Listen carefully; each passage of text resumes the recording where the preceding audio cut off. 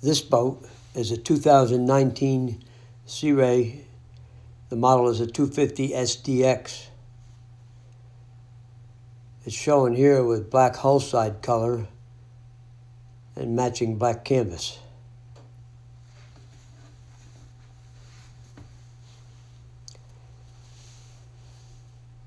The power is provided by a 300 horsepower Merc cruiser with digital throttle and shift controls.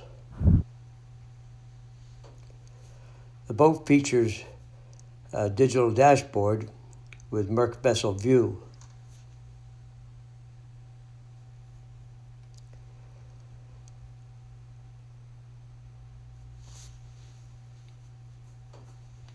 The 250 SDX was an all-new model when Sea Ray introduced it last year.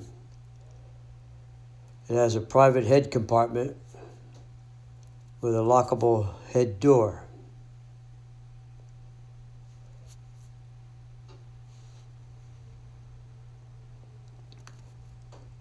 The bow seating compartment forward of the windshield has both aft and forward-facing seating. There is a removable bow table and bow filler cushions.